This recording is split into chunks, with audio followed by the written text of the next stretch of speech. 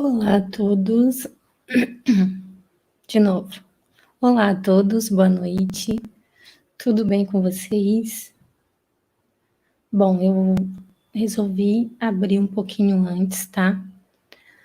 Para bater papo com vocês antes do Júnior chegar, a gente marcou a live para as 20 horas.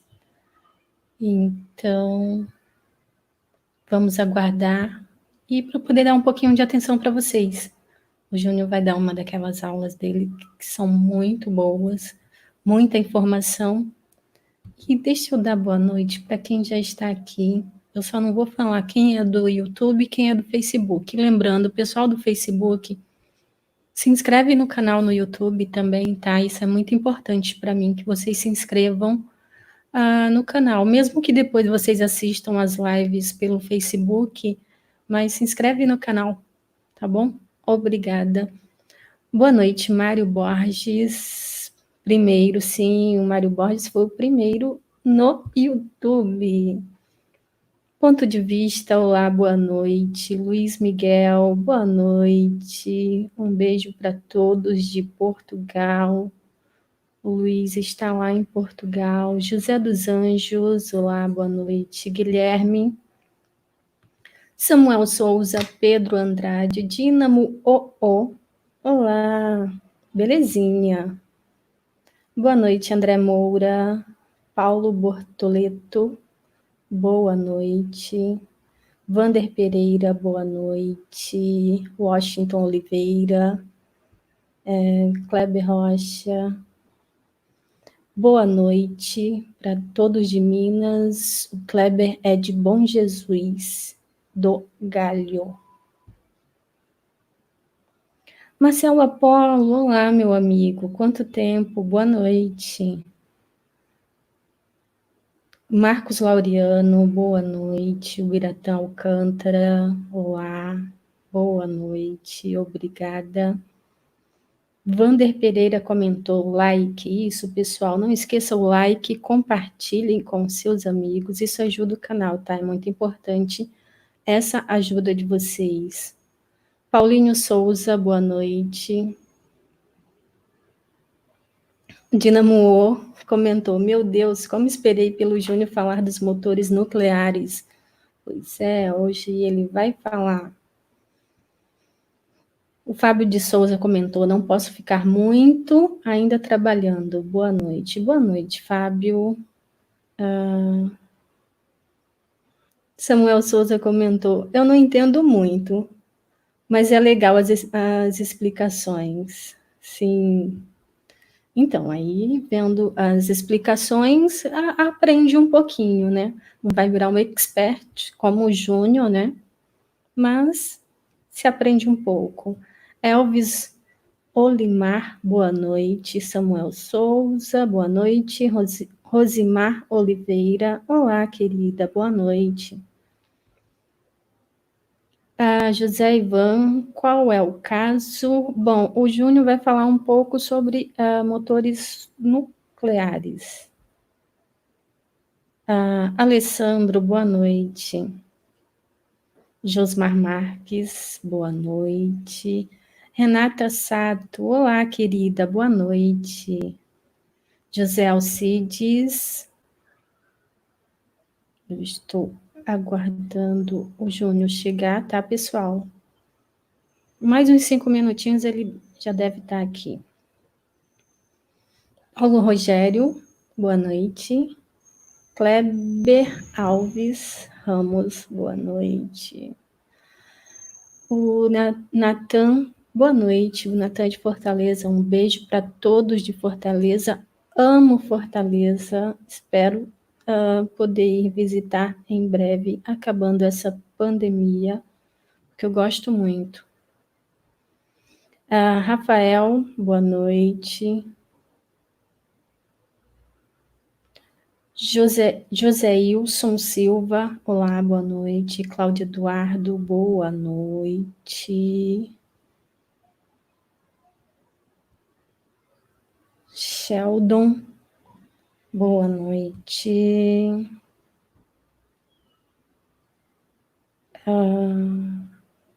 O Guilherme comentou que ele sempre compartilha no Insta. Me sigam no Insta também, tá, pessoal? MJ Gamer, olá. André Moura comentou, a Ned sempre maravilhosa e muito show. Obrigada, eu fico até meio sem graça com esses comentários de vocês. Eduardo Moraes, Serza Zambotti.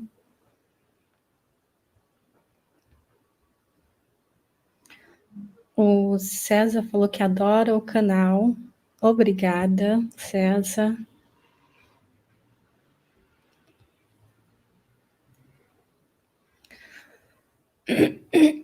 Manuel Miranda, um abraço para a turma do Manuel, a turma de licenciatura plena em Física pela Universidade Federal do Pará, no polo UAB Marabá. Um grande beijo a todos vocês. Flávio Matos, obrigada. Luiz Roberto, olá, boa noite. Jordânia Ribeiro, boa noite, querida. Aqui em Igrejinha, Rio Grande do Sul. Super seu fã aqui, muito frio, 7 graus. Caramba, eu gosto de frio. Mas 7 graus, mas eu gosto de frio. José Alcides comentou, muito legal essa parceria com o Júnior. Sim, o Júnior é um amigo muito querido, assim como o Sérgio também é um amigo muito querido, o Jaime também, tá? Guilherme comentou, o Júnior é uma máquina. O Júnior é uma máquina. RJGT, salve. Calma, eu acho que deu uma poadinha aqui, eu tô tentando.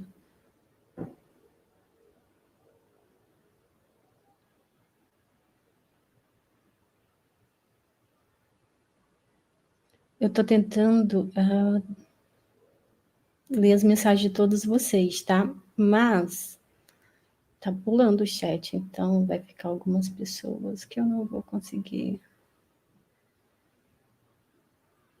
O André Moura comentou um assunto bem interessante hoje, também sobre motores nucleares. Raimundo, boa noite. Alonso. Kelvin perguntou, o que eu devo fazer para trabalhar na NASA? Estudar bastante.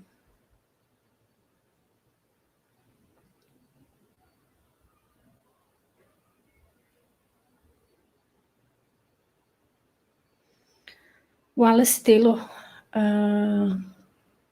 pergunta, essa pergunta é para vocês, tá? Não é para mim, não. Quando é que vamos entender que no mundo há várias dezenas de países que já se convenceram que conhecimento é estratégico? Conhecimento é poder?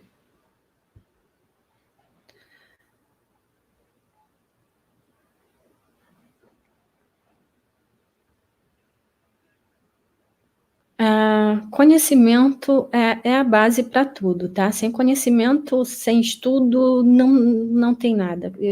Conhecimento, eu acho que falta muito, em se falando principalmente do nosso país, eu acho que precisamos de mais conhecimento, e é por isso que temos tantas pseudociências por aí, as pessoas apenas acreditarem no que querem, ou no que lhes é dito, sem uma base científica, sem conhecimento, isso é complicado. O Antônio pergunta, boa noite, quanto custa a passagem para Marte? Não sei, mas eu sei que agora com Perseverance, pelo menos o meu nome está indo para lá. E eu não paguei nada. E de várias pessoas também. Sempre que tem uma missão para Marte, para o Sol, para algum corpo celeste, a NASA faz uma campanha para você enviar seu nome, tá? Para essa missão não dá mais, mas sempre que tem uma nova missão, eles fazem isso.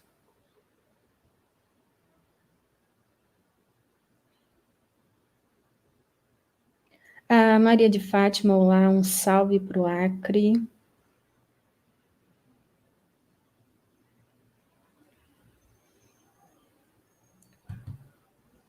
Calma ainda. Fernando Souza, ele falou que viu na internet uma notícia de que chineses inventaram um motor elétrico que gera empuxo. Se for verdade, o que muda na exploração espacial, acho que é isso, né? Bom, temos que ver, eu realmente não vi essa notícia, tá? Depois eu vou até...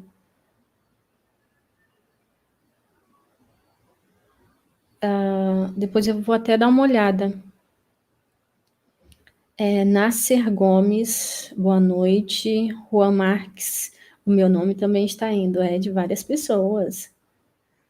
Antônio Germano perguntou se eu sou professora de matemática. Não, pessoal, não sou professora, tá? Mas se tem pessoas que eu admiro, que eu acho que devem muito ser reconhecidos, são os professores. Não existe nenhuma profissão sem um professor. Se tem um bom médico, se tem um bom advogado, se tem um bom enfermeiro, qualquer profissão, se tem um bom profissional, isso deve-se ao professor. Começou com o professor.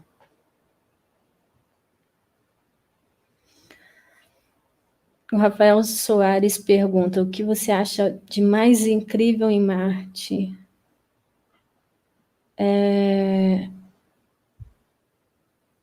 Marte tem ainda muitas coisas para a gente descobrir. A questão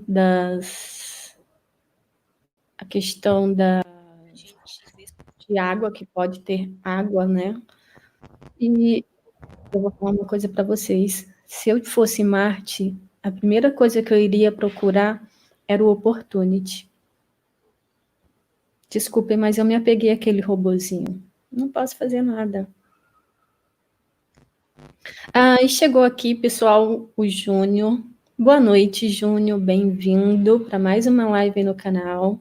Boa noite, Ned. Estou aqui compartilhando, pedindo aqui que todo mundo também compartilhe nas suas redes sociais, aqui entrando para mais uma aula aqui da gente. Como é que estamos aí de nossa audiência? Eu nem abri para ver. É porque eu consigo ver os dois. O que eu vejo aqui, 106 pessoas assistindo. Só que é distribuído entre o Facebook e o YouTube, tá? Muito bem, muito bem, muito bem. Bom, então, eu vou passar aqui para a gente. Queria que vocês vissem um exemplo de missão que poderia ser feita para o planeta Marte.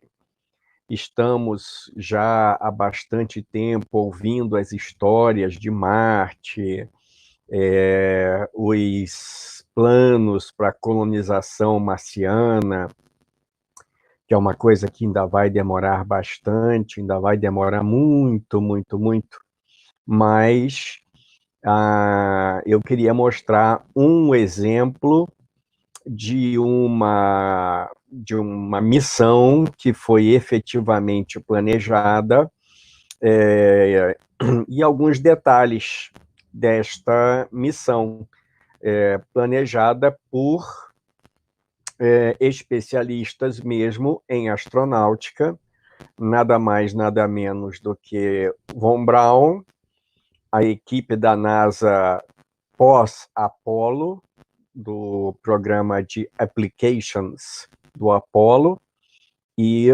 da Boeing e várias outras empresas e subcontratadas da NASA. Então, temos Missão Marte. Se vocês quiserem buscar, pesquisar na internet várias opções de expedições marcianas, vocês vão encontrar muitas. Porém, com o embasamento técnico de grandes cientistas e etc., eu citaria esta como um exemplo, tá? Tenham em mente que essa missão foi planejada fim dos anos 60, início dos anos 70, quando a NASA ainda tinha, no ímpeto do projeto Apollo, ainda tinha as esperanças de ter verba para, nos anos 80, mandar uma expedição para Marte.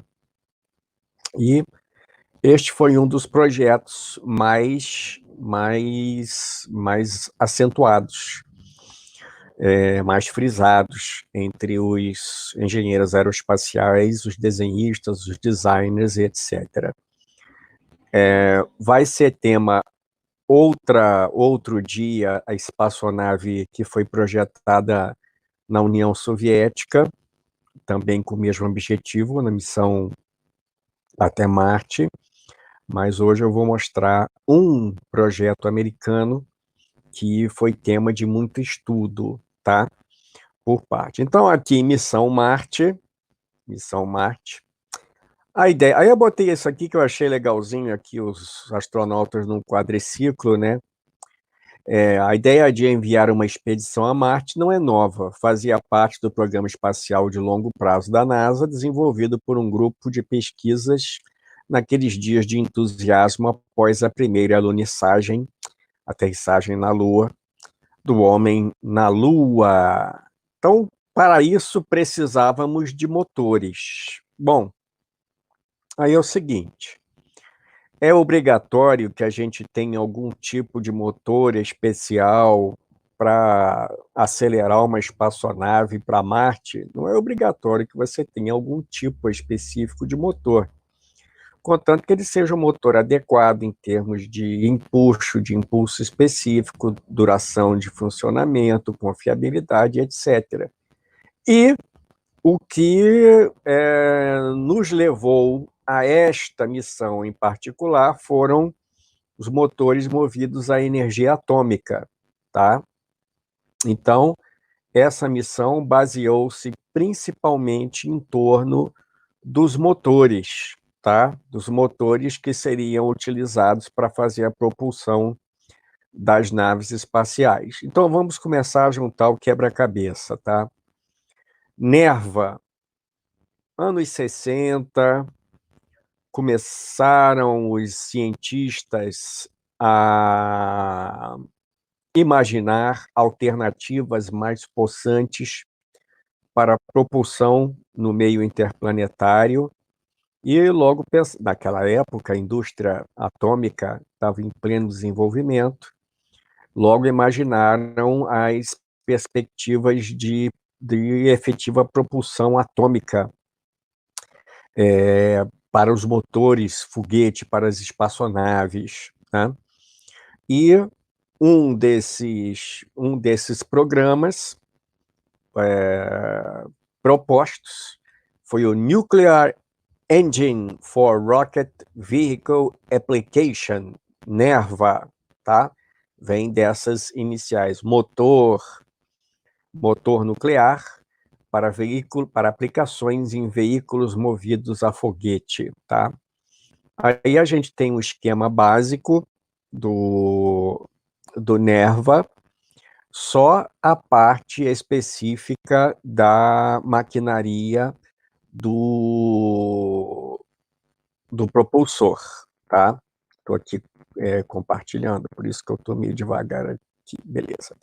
Bom, aí a gente tem uma visão do NERVA, um corte esquemático bem simples do NERVA, mostrando como é o design desse motor. Bom, pronto, já acabei de compartilhar.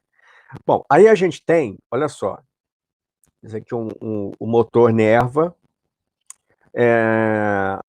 ele tinha um grande tanque de hidrogênio líquido, que seria o combustível a ser vaporizado na câmara de aquecimento. Então, nós temos a base do tanque de hidrogênio líquido, tá? Esse aqui é o cone, formando a antepara inferior do tanque de hidrogênio. os tanques de pressurização de hélio, tá? Os tanques de pressurização de hélio, a estrutura de suporte, claro, para manter rígida as ligações entre o hardware, o escudo de proteção contra radiação, aqui dentro, escudo de proteção, o refletor, a camisa refletora ao redor do núcleo atômico, o núcleo propriamente dito, o duto de refrigeração para a tubeira, tá? A gente tem uma tubeira em duas seções, uma tubeira aqui integrada na câmara de combustão, na câmara de aquecimento, e a saia externa da tubeira, tá? Seção anterior e a zona de expansão da tubeira. O duto de circulação de fluido, o fluido entrava, girava, resfriava, voltava, a câmara propriamente dita, as barras de controle para o reator, os reatores atômicos têm barras de controle, o escape da turbobomba, da turbomaquinaria, que fazia o controle de atitude e auxílio na propulsão, tá? Alguns motores químicos também usam os gases do gerador de gás para fazer o controle de atitude, tá? Eles dispensam câmaras de combustão com propelente, com querosene, oxigênio, por exemplo. Não, eles sangram o gás que sobra da turbomaquinaria e dirigem para os bicos ejetores para fazer controle de atitude, tá? Então, isso não é um privilégio do NERVA, tá? E os atuadores das barras de controle, tá? Atuadores, seja elétricos, ou seja lá de que tipo estivesse no desenho, tá? Então, o NERVA, olha o NERVA aí, ó, tá? Já dando para ver bem, ó, ó, ó, ó. Em maio de 61, ao aprovar o programa de pouso da espaçonave Apollo na Lua, foi recomendado que o trabalho continuasse em motores foguetes nucleares. O projeto NERVA, como eu falei, motor nuclear para aplicação em veículos movidos a foguete, foi então desenvolvido. A NASA, junto com a Comissão de Energia Atômica, fez um contrato com a Associação Industrial Aerojet, General Corporation, Aerojet, tá, com J, e a Westinghouse conhecida no ramo, Electric Corporation, para a criação de um motor, desse motor NERVA, com impulso inicial de cerca de 26 toneladas-força, tá? Um porta-voz da NASA explicou: esse NERVA, no estágio de foguete movido a energia atômica, poderá transportar uma espaçonave automática para estudar as superfícies de Marte, Vênus, Mercúrio, luas e asteroides, Júpiter. O envio de amostras de solo desses lugares para a Terra só será possível em alguns casos, né? Ele comentando, né, sobre as possibilidades do motor atômico, do motor nuclear. E um projeto especialmente desenvolvido para a expedição a Marte foi considerado um motor NERVA de grande porte, um motor mais possante, já esse aqui a gente está vendo, com impulso de 90 toneladas. Esse impulso era bem menor do que o que se pensava na época para os foguetes químicos. Lembra que o F-1 do Saturno V tinha quase 700 toneladas, o J-2 tinha 100 toneladas, do Saturno também, e etc.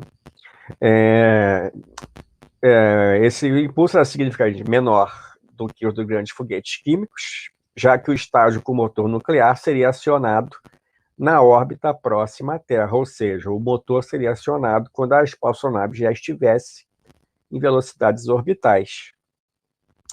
Para garantir as características necessárias para o voo interplanetário, ou seja, aquele voo de longa distância, né, a confiabilidade, robustez, etc., os projetistas propuseram o método de bloco de construção, segundo o qual módulos de nervas individuais poderiam ser conectados entre si para atender a diferentes requisitos. Aí várias empresas fizeram projetos baseando-se no Nerva, tá? Inclusive Boeing, etc. Começou naquela época, anos 60. Nuclear Thermal Propulsion, diagrama esquemático do motor Nerva. Aí, bem esquemático, bem simples.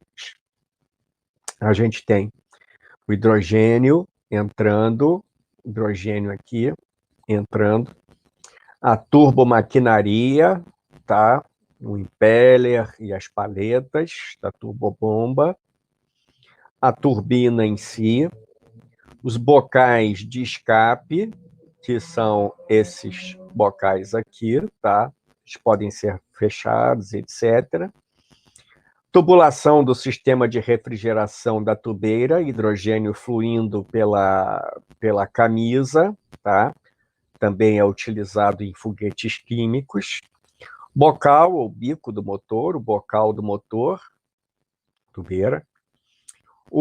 Aqui no item 7, o fluxo 3% de vazão de hidrogênio do reator, vaza 3%, recicla, passa na válvula. Antes aqui o escudo protetor contra a radiação, claro que um grande escudo protetor. A válvula aqui de controle de potência da bomba, e aqui o escape da turbomaquinaria. A temperatura da câmara não era, como a gente poderia dizer, super alta, tão alta, excessivamente alta, em comparação com foguetes químicos. Mas o alto impulso específico do baixo peso molecular do escapamento de hidrogênio fazia compensação. Para controlar o reator, o núcleo, aí o pessoal que conhece mais energia atômica saberá mais detalhes intrínsecos a um reator atômico do que eu, tá? Eu conheço da integração dele com a espaçonave, mas todo reator tem as barras de controle, né? Ele tem a refrigeração, ele tem os resíduos, etc. Bom, então, para controlar o reator, o núcleo era cercado por tambores de controle revestido com grafite ou berílio de um lado, como moderador de nêutrons. E boro, uma unidade de boro, como absorvedor dos mesmos nêutrons, do outro lado. A potência do reator podia ser controlada girando, movendo os tambores. Para aumentar o empuxo, era suficiente aumentar o fluxo do propelente, ou seja, do hidrogênio. Aqui a gente está falando de hidrogênio, tá?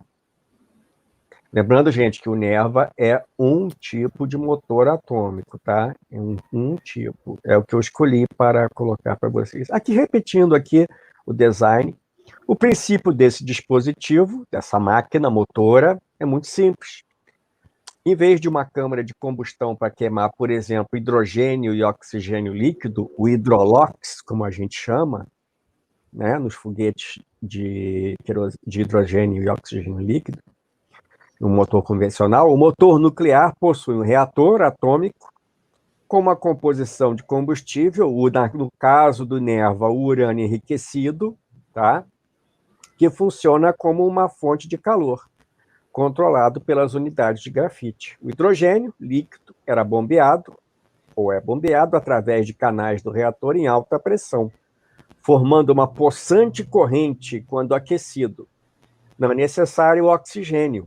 A atratividade desse motor, a qualidade desse motor, embora fosse pesado e caro, como vocês podem imaginar, né, para produzir uma máquina dessa, é que o reator, atuando como um trocador de calor, como heat exchanger, elevava a temperatura do hidrogênio ao nível em que seu impulso específico aumentava em 70% em relação à queima pura com por exemplo, com um oxidante, o oxigênio líquido, tá? Aqui mostrando de novo a base do tanque de hidrogênio líquido, a base, o cone, as estruturas de apoio, as garrafas de pressurização de hélio, suportes estruturais, os atuadores do controlador, saída da turbobomba para controle de atitude, o escudo de radiação, parte interior do refletor do reator, o core do reator, o centro do reator,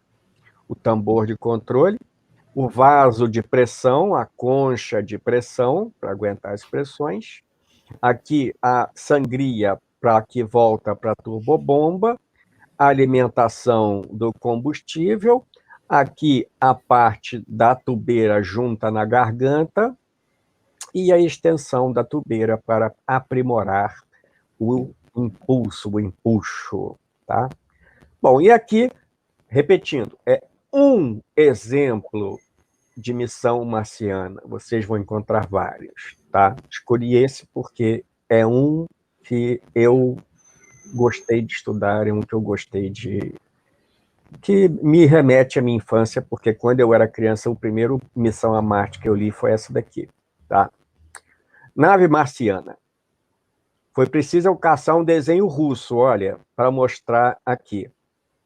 O foguete lançador, nós tínhamos o Saturno V e uma variação de 2 estágios do Saturno V com o módulo propulsor, aproximadamente 9 metros de diâmetro. Algumas fontes citam 10 metros, tá, de diâmetro.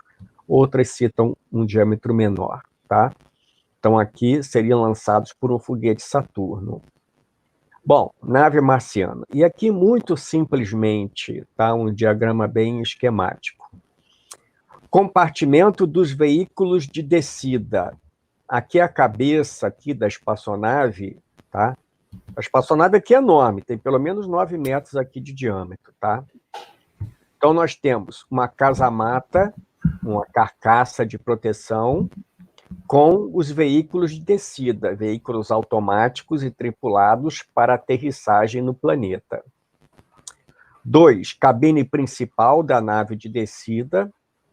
3, compartimento da tripulação no túnel central, tá? Aqui, em vários andares.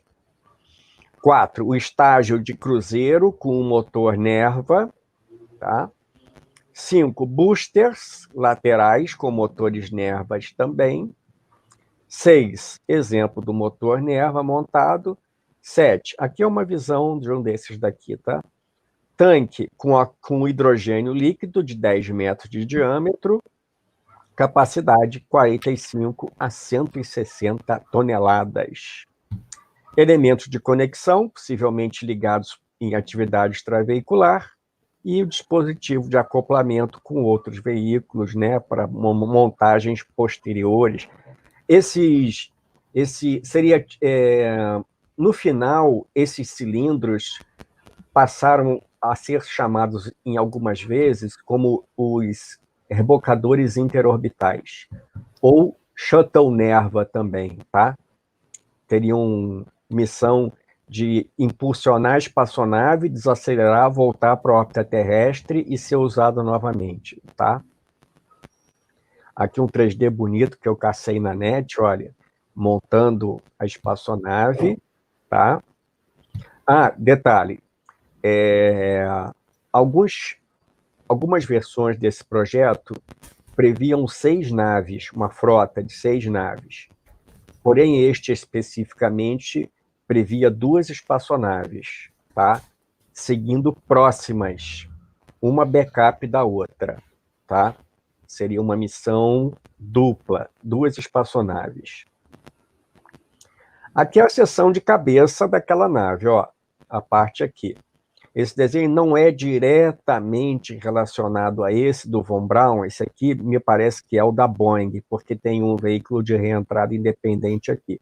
Mas é apenas para mostrar, ó, o Main Mars Excursion Module, módulo de excursão a Marte, as mini sondas automáticas, aqui a carcaça de proteção, né? A interface de proteção, compartimento da tripulação, a câmara de descompressão, tá? E o plano de separação do veículo de entrada. A gente vai ver com mais detalhe, ó. Aí a nave de entrada ou a nave de aterrissagem, a cabine marciana, tá? Martian cabine, cabine marciana. Porta de acoplamento para ela voltar, acoplar com a nave mãe. A cabine de comando, sendo o comando do estágio de ascensão, é um cilindro aqui, ó, tá? Com a cabine. Escotilha de transição para o estágio de pouso, aqui embaixo. Cabine marciana, a parte do habitat, tá? A casinha, né? 2 andares de casa. Laboratório. Aqui um Jeep tripulado, rover tripulado. E aqui no set o motor de decolagem do estágio de ascensão, ó. Motor de decolagem, estágio de ascensão. As pernas de aterrissagem integradas no escudo, ó. Aqui, ó, integradas no escudo. Só usa uma vez, pode quebrar à vontade, pode rachar a proteção térmica, contanto que fique estável e abrir a rampa para descer o rover, tá? Lembrando, fim dos anos 60, início dos anos 70. Aqui um corte lateral de uma das versões, tá? Desse Mars Excursion Model, tá? Vê que não é tão grande assim, né? Aí, ó, a cabine, cápsula de ascensão, os tanques de propelente, tá? Aqui seriam possivelmente hipergólicos, tá? Propelente de descida, pacote de retropropulsão, o motor de descida final, o motor de ascensão, tá? Então ela cortava a ligação aqui desse túnel, saía só esse cilindro com a tripulação, ó, tá? Você vê que é uma espaçonave pequena, né? Pode perceber aqui frenagem, paraquedas e motores, tá? Aqui um dos perfis da missão, tá? Foram previstos vários perfis. Então, escolhi este aqui para comparar. 2 naves expedicionárias são lançadas em órbita baixa terrestre. Tá? 2 espaçonaves. São montadas, tá? Montadas com vários lançamentos. Iniciando uma trajetória de voo para Marte nas elipses de Horban, tá? As trajetórias calculadas para o encontro com Marte, tá? Aí estipularam uma data, 12 de novembro de 1981.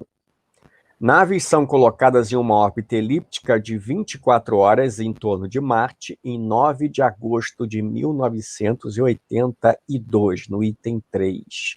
Olha só, gente, novembro de 81, dezembro, janeiro, mais 8 meses.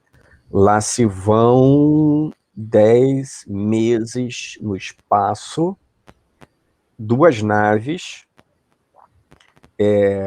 solitárias no espaço interplanetário, sem chance de retornar à Terra caso haja algum problema.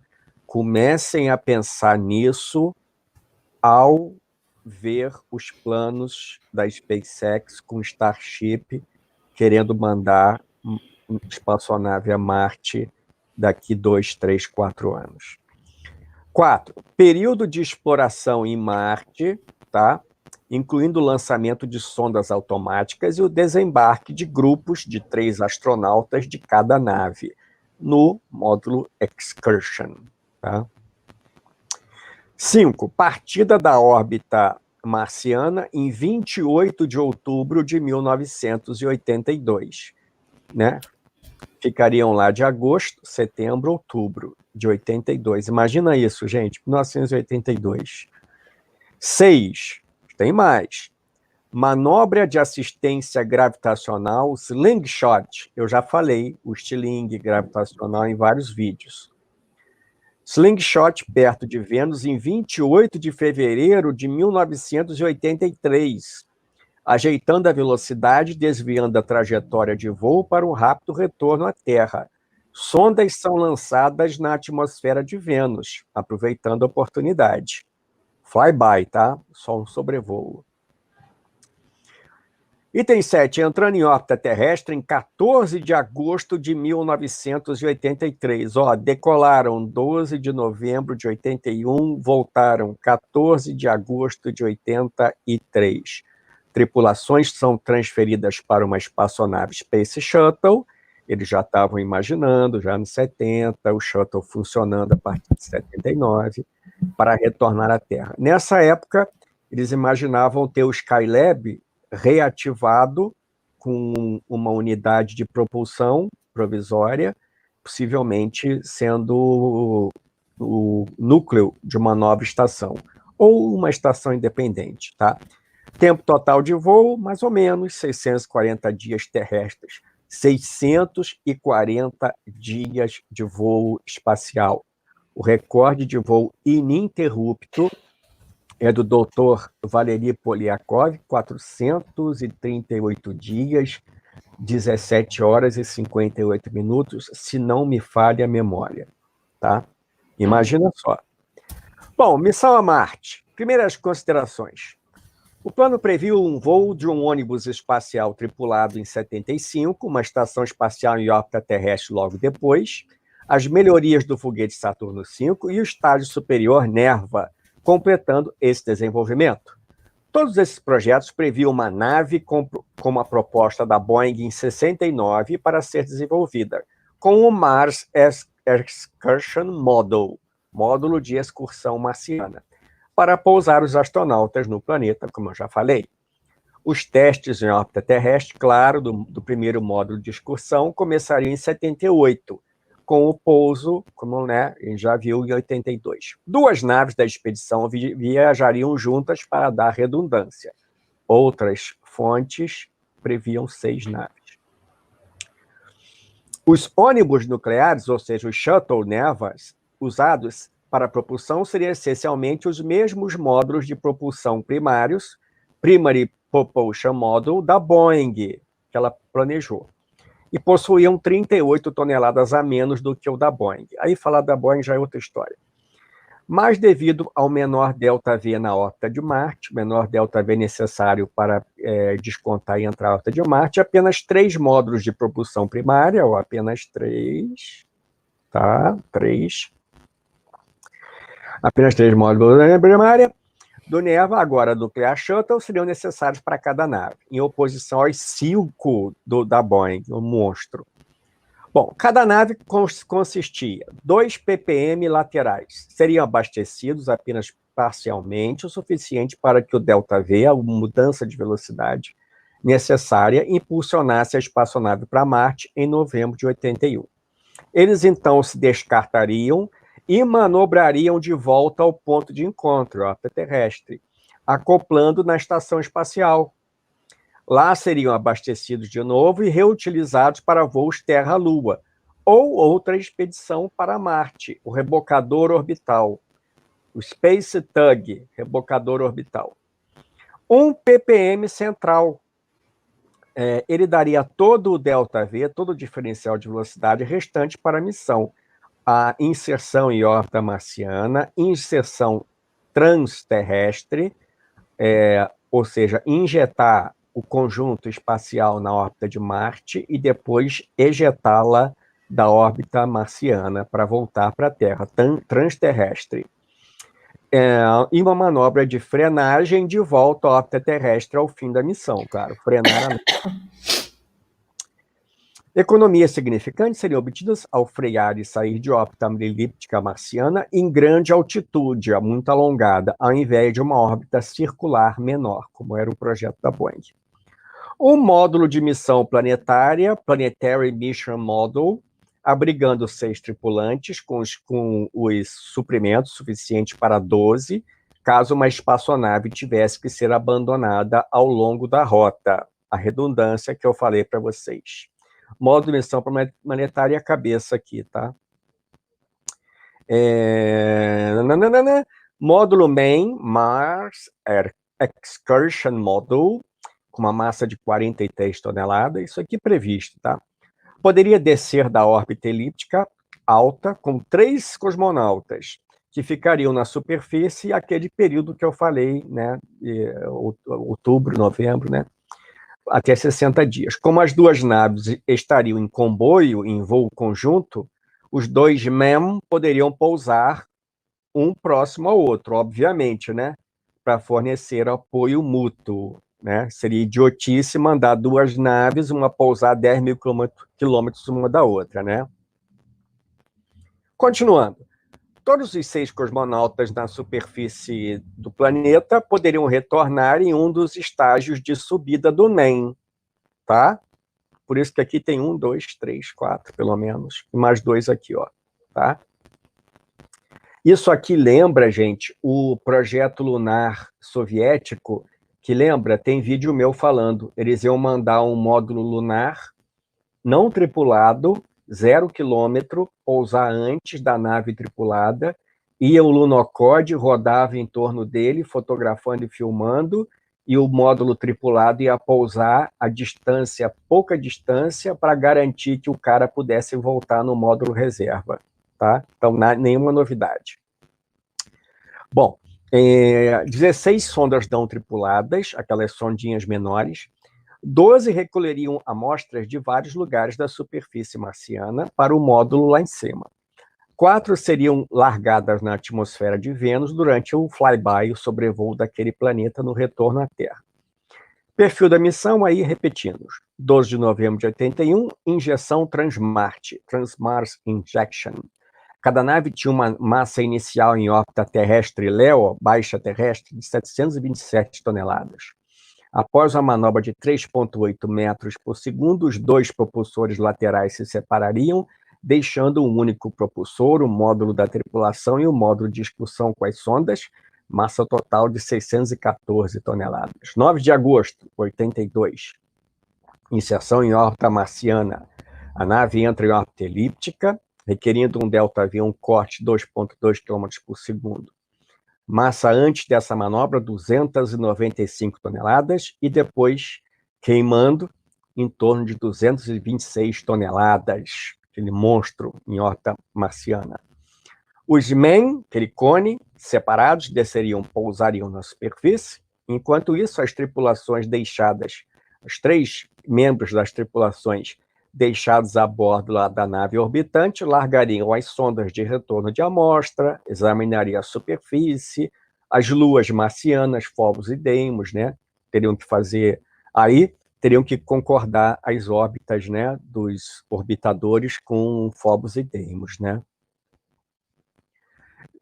Outubro de 82, né, injeção transterra, né, os caras detonariam o motor para subir com o MEM,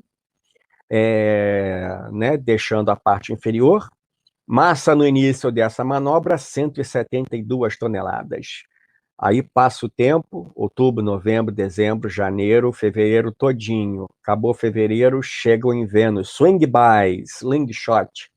Isso reduziria a velocidade no retorno à Terra e ofereceria uma excelente oportunidade científica. 4 sondas seriam largadas na atmosfera de Vênus. 4, 3, 5, isso aí, vários projetos aí tinham opções.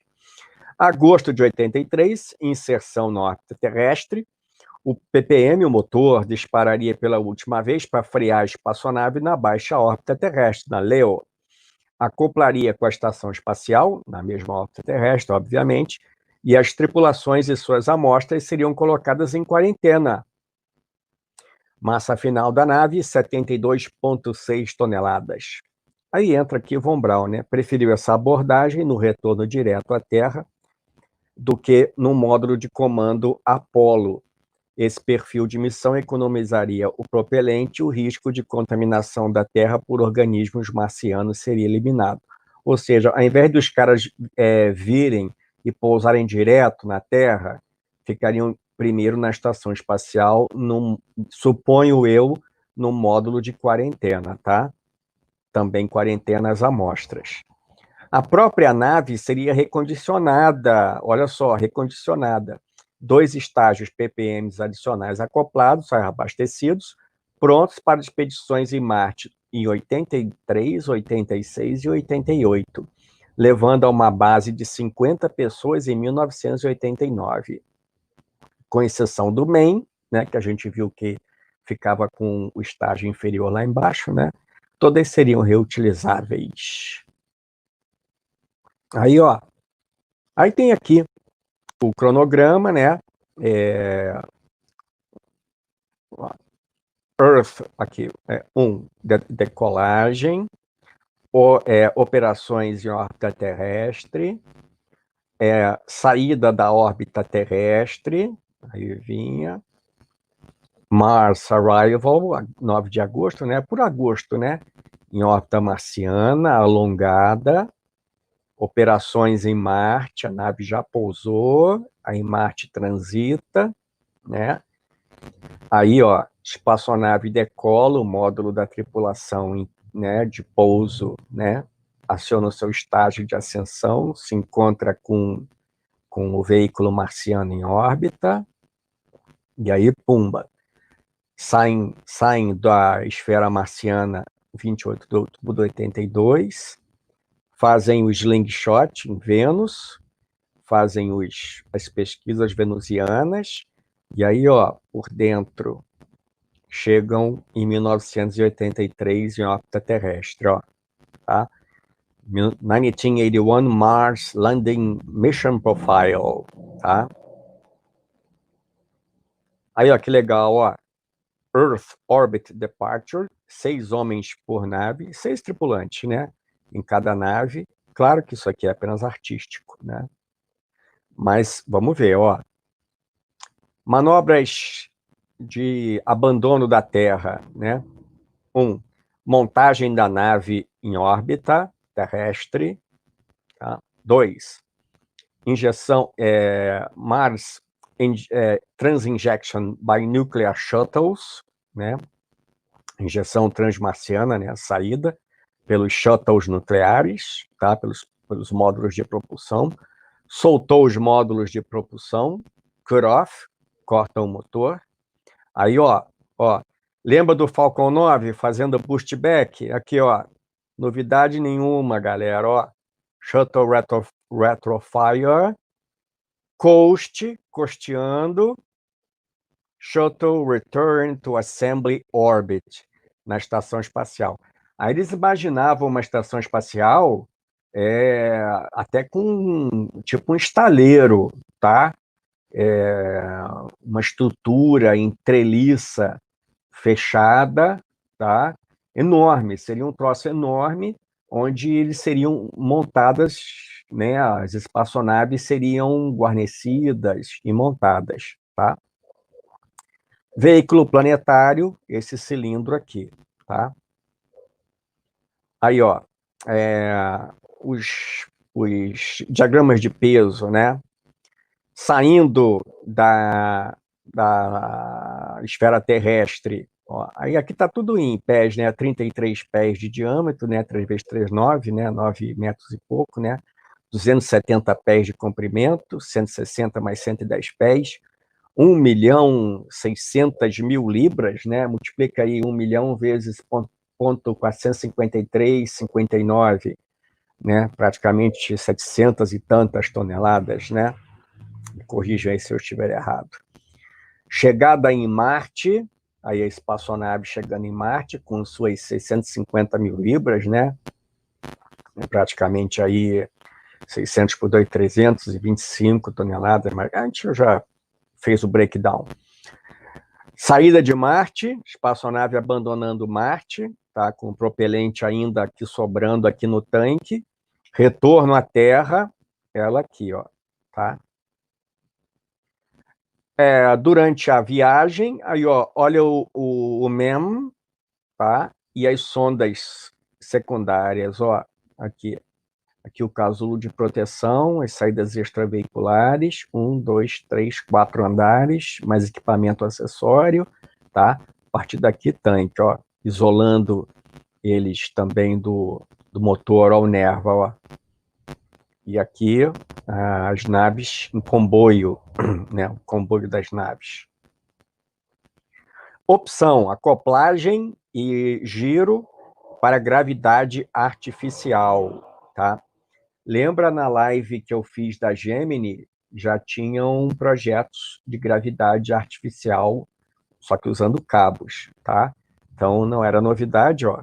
As duas espaçonaves em tandem fazendo gravidade artificial. Isso era uma das opções. Chegada em Marte, queima retropropulsora para perder velocidade e entrar na órbita altamente elíptica marciana.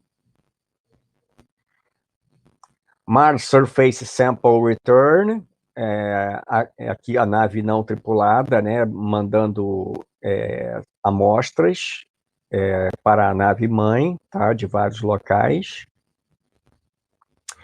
A nave de excursão, tá, queima de deorbit, saída orbital, entrada atmosférica, aí desmontava as carenagens, paraquedas, acionamento de motor, né, descent braking, aterrissagem final, aí com o trem de aterrissagem embutido no casco do escudo de calor, né? Surface Operations, operações, né, na superfície marciana, né? Decolagem, estagiamento, separação, rendezvous, acoplamento no nariz com a nave-mãe em órbita. Aqui, ó, a configuração, né, já soltou as carenagens, olha só, e os caras trabalhando. Tem imagens desse rover também na Lua, tá? Desenhadas nos anos 60. Um rover, uma versão pressurizada. Trabalho na superfície marciana, ó, que maneiro. Aí os caras trabalhando em Marte, ó. Não é mole, não. Ó. Colocando equipamentos, né, e etc. Seria o início da primeira vila marciana.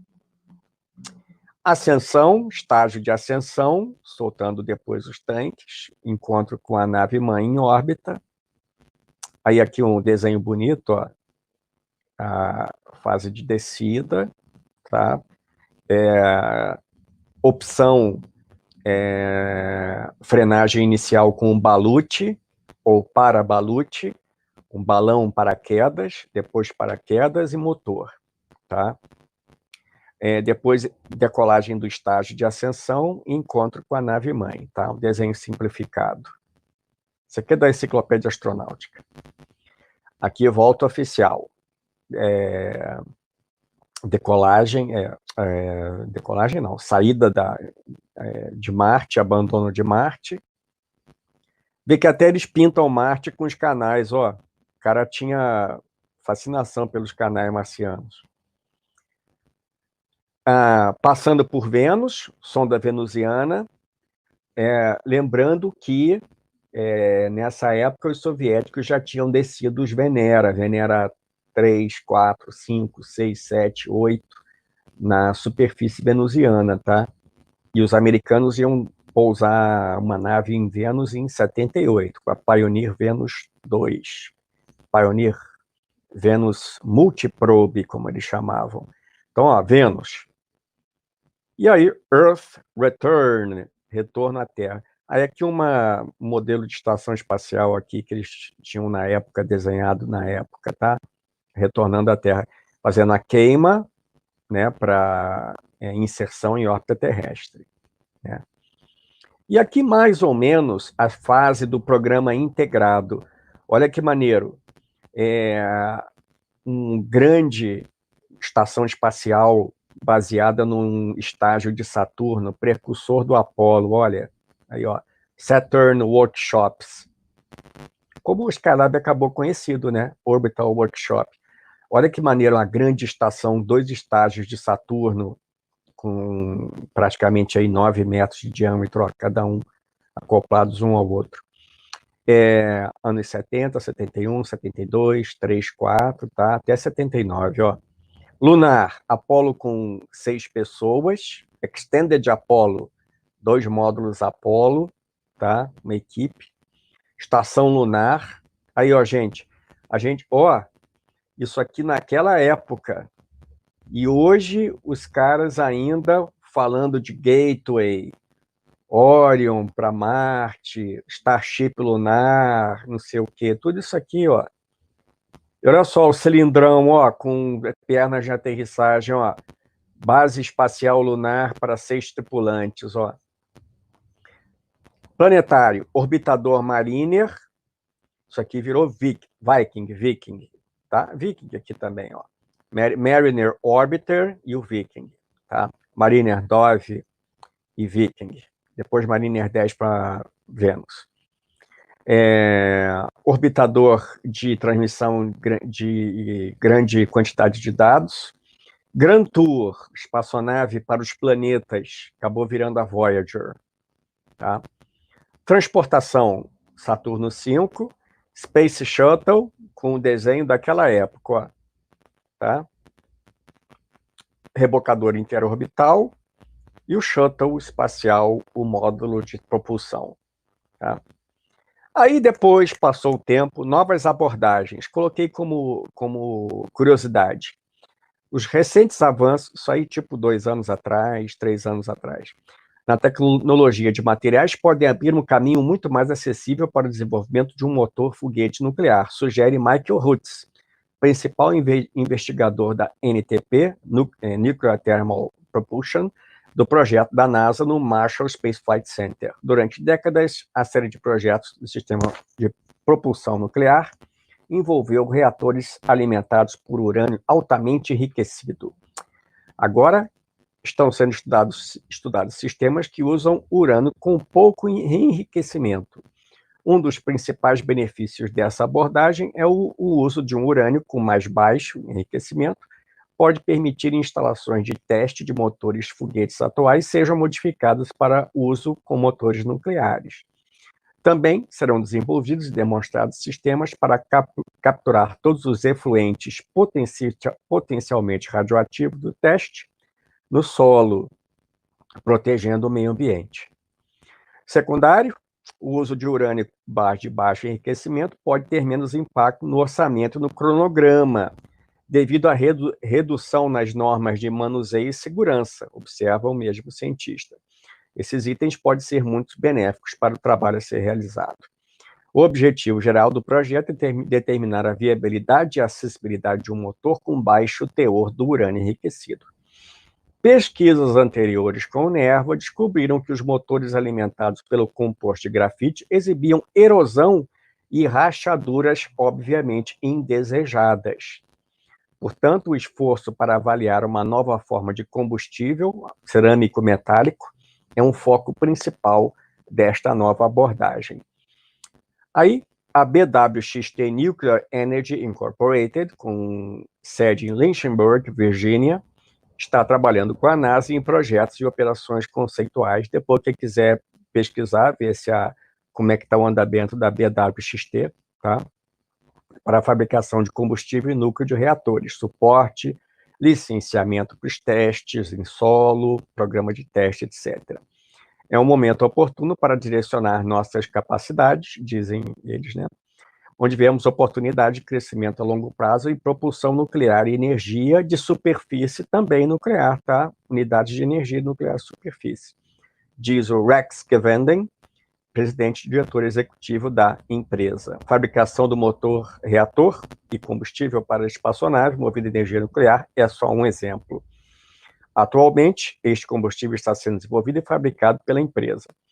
Amostras dele estão passando por testes não nucleares na Compact Fuel Environment Tester da NASA, a CFET, no Marshall Space Flight Center, Huntsville, Alabama, para ajudar a validar as técnicas de desempenho. Principal vantagem é que o foguete NERVA estava muito bem documentado. Não vai ser um projeto que comece do zero. Ao longo do contrato, que se estende por 2019, ano passado, não peguei informação desse ano, também tudo parado, né? A BWXT desenvolverá projetos conceituais focando em combustíveis e o núcleo do reator. Aqui um módulo habitável inflável, olha Orion aqui, ó, painéis solares extensíveis, do mesmo tipo da Estação Espacial Internacional, estruturas aqui, possivelmente memory form, tá? As longarinas também, os tanques do propelente e a motorização, ó, tá? Antenas e etc. Isso aqui é um dos projetos mais recentes, né? Searcher. Os engenheiros também estão redesenhando elementos combustíveis como novos materiais ao redor das unidades de urânio. A eficiência dos foguetes também depende da temperatura. E a BWXT espera que um composto de cerâmica e tungstênio, conforme falado anteriormente, permita uma melhor operação em temperaturas ainda mais altas. Além disso, o NERVA possuía 90% de urânio altamente enriquecido, que hoje seria qualificado como de qualidade para armamento.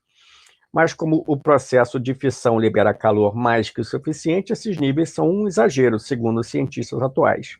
Projetos da BWXT aproveitarão o material enriquecido em pouco menos de 20%, colocando na categoria de urânio LEU, Low Enrichment Uranium, menos rigorosamente regulamentado, além de permitir que se façam reatores mais seguros. Níveis modestos de material fissionável, né, podem abrir as portas para parcerias público-privadas, tá? Então a gente tem um motor aqui, um exemplo de motor, a gente pode ver que pouco difere do NERVA, né? Pouco difere do NERVA, um core do reator, a camisa de reação, os controles, o núcleo, aqui a tubeira integrada com a câmara e depois o saiote da tubeira de vácuo, né?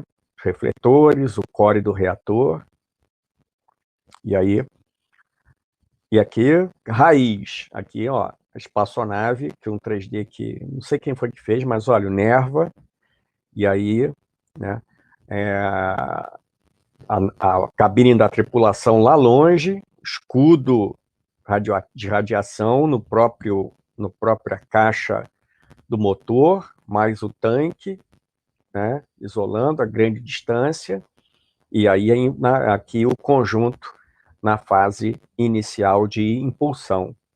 Então, gente, vocês viajaram comigo, tá? Olha quanto trabalho já foi. Isso aqui foi desenhado na época pelo próprio Von Braun, tá? Marshall Space Flight Center, tá? E tudo pensado com material existente na época, tá?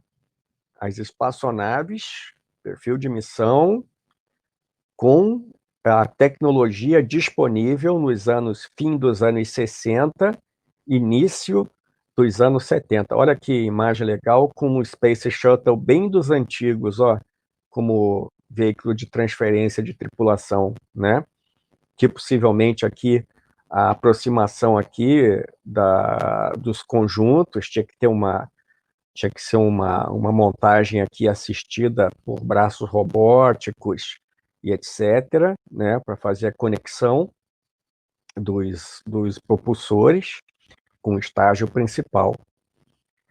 E aí, ó, o tamanho tamanho do monstro.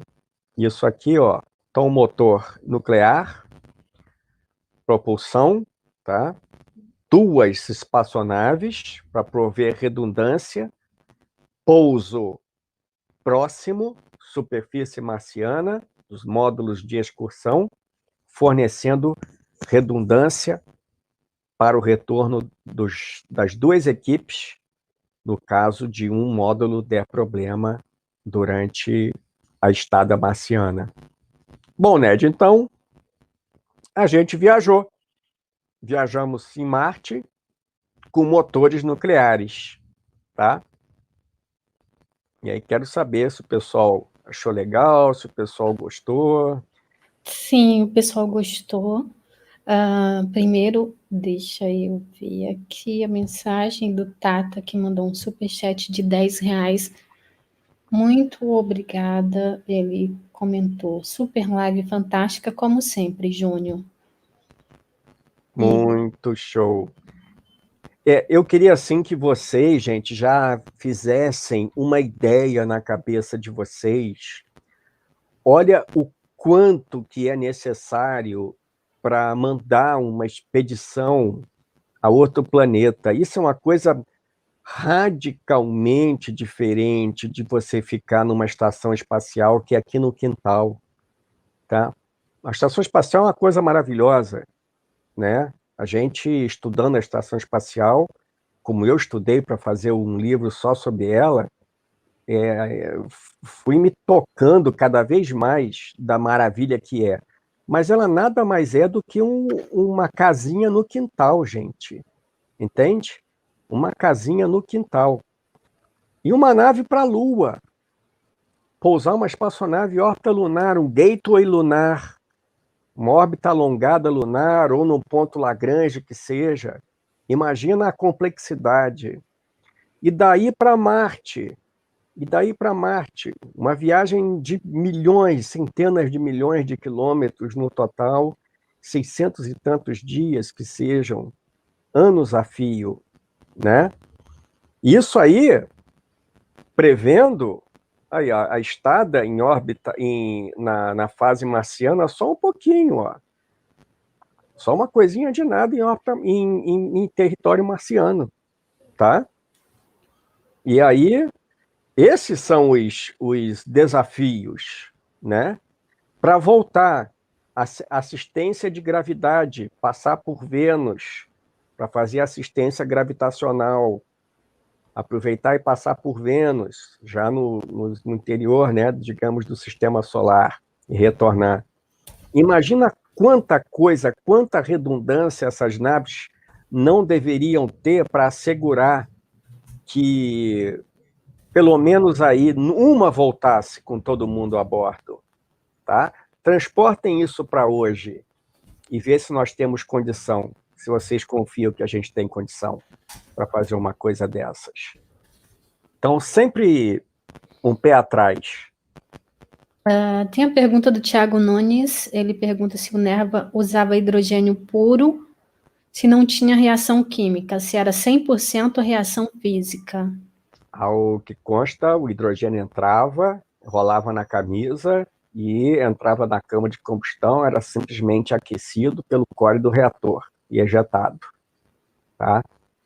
Então, ao contrário do motor químico, era um térmico, entendeu? E ejetado a super alta, impulso específico super alto. Monstruoso, né? Monstruoso. O Matheus Vicari, ele pergunta, ele comenta, show de bola, o hidrogênio líquido é bastante criogênico. Como eles fariam para evitar que ele evaporasse dentro do tanque após tanto tempo, na inserção marciana, por exemplo? Como é que é o nome de quem perguntou? Matheus Vicari. Matheus, excelente pergunta. Esse é o detalhe. Grande um grande esforço nos materiais de isolamento, tá? Seria necessário, talvez até aparelhos acessórios trocadores de calor, porque esse é um grande problema dos estágios de foguete, que tem que ficar em órbita terrestre e sofrer a evaporação. Então, esse era um dos grandes desafios, inclusive desse design, tá? Era uma das principais preocupações, era como assegurar a manutenção da temperatura criogênica do hidrogênio, né, líquido dentro dos tanques. Então, esse já era um dos principais empecilhos que impediu que esse design fosse à frente.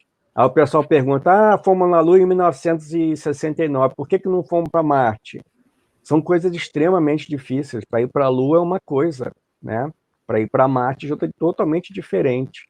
O estágio S4B do Saturno Apolo era logo descartado depois da injeção translunar, né? Já era detonado. E ficava a espaçonave com propelente hipergólico, eles não eram idiotas, né? motor SPS. Então, com o propelente hipergólico, as coisas eram mais fáceis, né? Mas, para esse caso, nós precisamos de hidrogênio para o Nerva. Então, esse é uma questão crucial. Como manter a criogenia do propelente? Inclusive o Mário Borges, ele pergunta por que o projeto não vingou e qual seria o impacto na atmosfera caso acontecesse uma explosão? Quem perguntou? Mário Borges. Mário, excelente. Não vingou porque dinheiro, né? Não teve dinheiro. Depois que os americanos ganharam a corrida espacial, que foi a corrida à Lua, acabou. A fonte secou. Acabou o apoio popular, que já não era grande coisa no projeto Apollo, não se enganem, não era grande coisa, mas já estava tocando, tinha que terminar, pelo menos o Apollo 11. Acabou o Apollo 11, já o interesse já acabou. Guerra do Vietnã, conflitos raciais, não sei o quê, pronto. Então o dinheiro secou, tá? Sem dinheiro, sem verba para pesquisa, né? Dinheiro defletido para o ônibus espacial, para o Space Shuttle. Promessa do Space Shuttle, acesso semanal ao espaço, uma nave por semana. Nunca isso foi possível. Acabou que uma nave, milhões de dólares cada lançamento. 2 naves perdidas, né? Era para ser voo semanal ou quinzenal, tá? Do Space Shuttle. Acabou que deu no que deu, né? Uma excelente nave, tudo bem, uma máquina de voar maravilhosa, mas, né? Então, impacto. Qual seria o impacto se acontecesse um acidente? Isso. Né? O impacto seria o mundo inteiro em pânico, né? Tipo quando caiu o Skylab, que não tinha nada de nuclear, o mundo já entrou em pânico. Imagina um Nerva, né? Um core de urânio, né? Reentrando. Já naquela época já tinham grupos ambientalistas que já podiam, né? Se bem que ficaram mais fortes nos anos 90. Mas sim, haveria um grande impacto na opinião pública, tá? E muito mais dinheiro estaria sendo despendido do que nas missões Apollo. Imagina fazer uma missão dessa sem a motivação política, né? De onde viria o dinheiro? E com um acidente podendo acontecer. O Dínamo OO pergunta se você tem intenção de falar especificamente sobre o motor nuclear em algum momento. Sim, eu vou preparar para frente o Nerva, o Kiwi, os motores do KBKH russo, tá? RD-0410. Foram desenhados vários tipos de motores nucleares, tá? Isso aí é bem amplo. Foram muitos motores, muitas opções, muitos desenhos, alguns construídos, como a gente viu o Nerva, alguns modelos de teste, o do Kima Automatic, que é o KBKA também. Então, mas isso eu tenho que parar e fazer um compêndio para vocês poderem baixar, para seguir junto e estudar junto. É bem interessante, tá? Aí vocês vão ver como é complicada a parada, que não é fácil, tá? Não é fácil. O Thiago Nunes, ele perguntou antes, aquele protótipo do Nerva, do início da apresentação, era o quão perto do funcional? Era os equipamentos acessórios, os escudos, tá? Chegaram a vir alguns testes dos sistemas de circulação, tá? Mas muita coisa não chegou a ser feita, tá? Muita coisa não chegou a ser feita. Se bem me lembro, não houve nenhum acendimento de Nerva, tá? Se não me falha a memória, não houve nenhum acendimento do motor, e eu acho que eu não sei nem se chegaram a inserir um core, tá, de urânio. Mas fizeram, você viu que fizeram as carcaças, testaram, tanto é que chegaram à conclusão das rachaduras e etc. A Flávia Teixeira, ela perguntou se esse projeto era russo. Não, projeto americano, tá? Os russos tinham um projeto de nave marciana na mesma época, que aí eu tenho que fazer uma outra história, outro quebra-cabeça, tá? Também é uma espaçonave enorme, tá? Para uma missão semelhante. O Léo Costa, ele pergunta qual vai ser o foguetão que vai fazer o projeto Artemis. Bom, a gente espera que seja o SLS, né? Eu estava vendo que eles estão fazendo os testes, inclusive, se eu não me engano, são 8, e fizeram 2, até agora os 2 que eles fizeram foram bem sucedidos, né? Vamos ver. Os testes dos tanques, né, e Isso. etc. Mas aí no Artemis a gente vai ter participações das empresas, né, particulares para o Gateway, né, SpaceX, né. O SLS é muito criticado pelo custo, ele é um foguete A NASA cujo... gosta desses foguetes caros. Quem gosta são os senadores, que puxam a verba para os estados que eles representam, tá? Os port projects, tá? Então, grande parte disso vem dos lobbies. A indústria também faz lobby junto aos representantes, não importa se é democrata ou republicano, isso aí não quer nem saber, tá? Cada um quer com as suas bases. Arrumei empregos, tantos empregos na indústria, arrumei tantos empregos na indústria. Então, tá, tem um componente político que mantém esses projetos oficialmente governamentais andando, tá?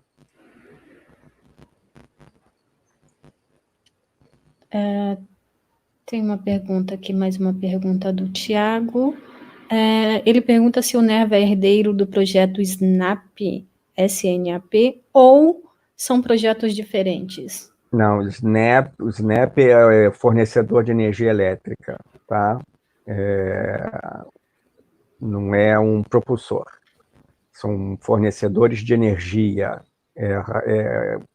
radioisotópicos, tá?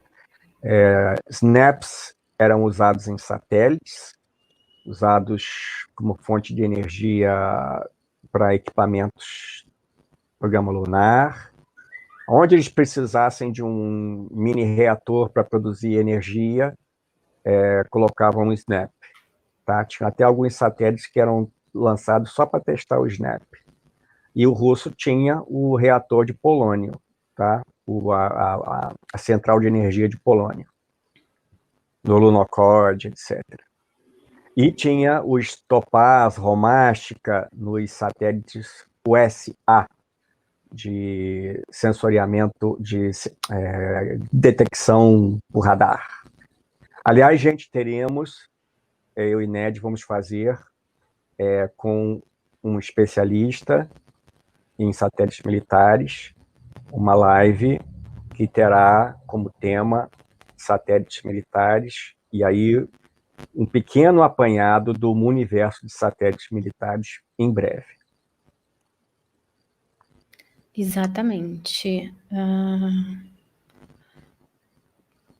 Toque do Evangelho, ele perguntou se vai ter algum lançamento. Boa noite a todos. Júnior, gosto de tuas aulas.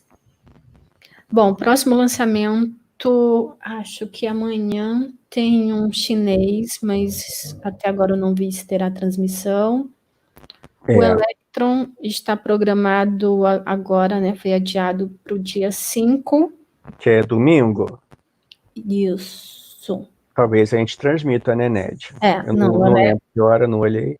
O Electron, tipo, pode ser 4 horas da manhã, mas aí eu transmito. Que você está transmitindo. Electron, né? Mas amanhã vai ter live no canal, pessoal. Eu vou fazer live com o Zurita, da Bramon, e com as meninas de um grupo de astronomia da Paraíba, a Nívia, Alícia e Bárbara, tá? Então, eu aguardo vocês aqui no canal amanhã, vou transmitir na página também. A gente vai falar sobre o asteroide Day e o universo que nos cerca. Muito bem, show de bola. A coisa que eu ainda não falei com o Júnior, vou avisar ele, já avisando a vocês. A gente vai, vou tentar organizar com o Júnior mais lives sobre Marte, sobre Isso. o Perseverance, sobre as sondas que estão lá, MRO, entendeu? Já se preparando para o lançamento do Perseverance, que, por sinal, não será mais dia 20, tá? Já foi adiado para o dia 30. Já escorregou para dia Já. 30. A janela de lançamento é até, acho que 7 de agosto, se eu não me engano, tem que olhar, mas é até agosto, comecinho de agosto, que fecha a janela de lançamento. Janela de lançamento é digamos, um espaço propício para se fazer o lançamento de uma maneira... Respeitando as condições da elipse de Horman. Exato. Exatamente. Muito bom, né, Ed? Aí a gente pode, vamos falar das primeiras... aí vamos dar assim uma geral, né? Só para vocês se localizarem. Das primeiras sondas 1M1 Mars da União Soviética, que eram só de alumínio, aí Mariner, as primeiras Mariner, que eram para Marte e para Vênus, aí a evolução das... Por que os americanos conseguiram chegar efetivamente em Marte antes dos soviéticos? Aí, a primeira sonda, a melhor, acho que é a sonda mais emocionante, Mariner 9, a Viking, primeira nave lançada para pesquisa de vida em outro planeta, tá? No fundo, a Viking queria ver traços de vida em outro mundo. Depois, a parada que houve nos anos 70, nas missões marcianas dos Estados Unidos, as missões soviéticas nos anos 70, só em 71 e 73. Depois nos anos 90, que começou as investidas novamente, quando a NASA começou com um programa de conversão de equipamento que ela tinha para voo interplanetário. Aí os russos, cutucados pelos russos, que os russos construíram as 2 Phobos, que também é interessante a gente falar, se perderam por erros bobos. Aí os americanos também perderam naves em órbita, em trânsito, em órbita marciana, aí até chegar na estação Carl Sagan, na Sojourner, Pathfinder, que aí começou essa história de rover, começou com a Sojourner. Aí tem Sojourner, a gente fala Mars Global Surveyor, e Opportunity, Spirit, né? Curiosity. Sim, Curiosity ainda está lá. Beagle, entre aspas, né? Beagle, ExoMars, e etc. Mas tem bastante coisa aí para falar. A gente pode falar dessas sondas todas aí para vocês fazerem uma comparação, né? E verem como seria mandar a gente para lá, que não é fácil. O Rafael mandou um superchat de R$10. Muito obrigada, Rafael. Muito obrigada mesmo. Eu agradeço todos o apoio que vocês sempre dão para a gente. Ele comentou: ótima live, pena que nem sempre eu consigo vê-las. Parabéns pela pesquisa e apresentação, gostei muito. Muito obrigada, tá? E assim, mesmo que as pessoas não consigam assistir ao vivo, sempre fica no canal. E também, se quiserem ver depois, eu não sei se o Júnior dá uma compilada, o Júnior também coloca no canal dele, tá? Inclusive, se inscrevam no canal do Júnior, tá? É Homem do Espaço. Só procurar aí no YouTube, Homem do Espaço.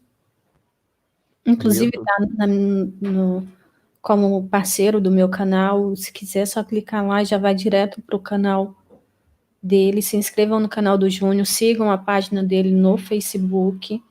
O Júnior é mais presente na página, tá? Ele sempre tenta responder. Evitem brincadeiras, porque o Júnior não tem muita paciência para brincadeira em comentários, não. Já estou avisando. A Depois ciência não reclamem. falou bobagem, falou mal do foguete brasileiro, roda, tá? Eu dou uma cutucada para ver, eu jogo a corda para ver se enforca. Aí, se o cara for esperto, ele não se enforca.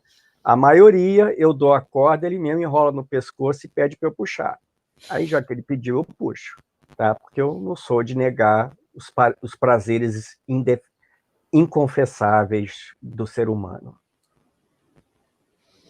Ned, é isso aí, então.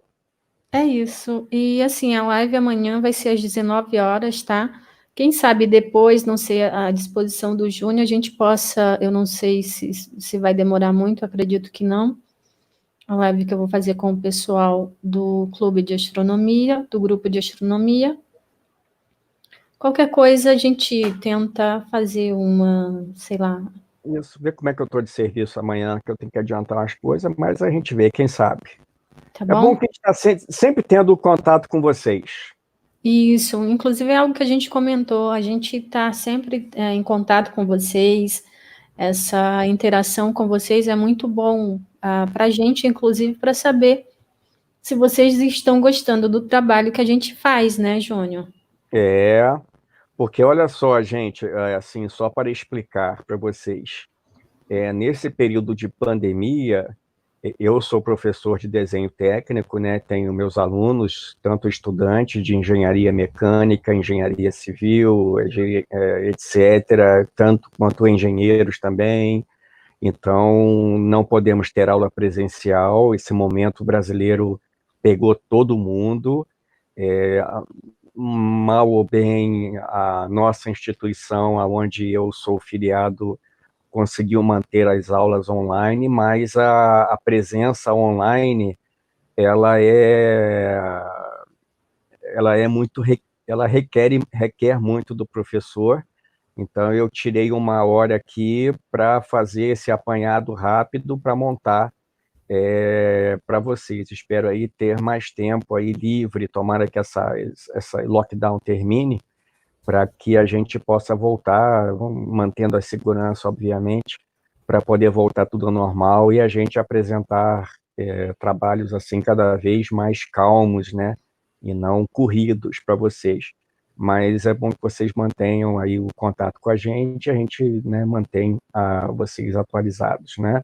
E livros já começaram a ser reimpressos, tá, gente? Já estaremos enviando livros para quem encomendou no site do Homem do Espaço. É isso aí. Então é isso, pessoal. Obrigada a todos. Inscrevam-se no canal NET, no canal Homem do Espaço. Sigam a gente nas redes sociais, Instagram, Twitter, em nossas páginas no Facebook. Beijos a todos e até a próxima.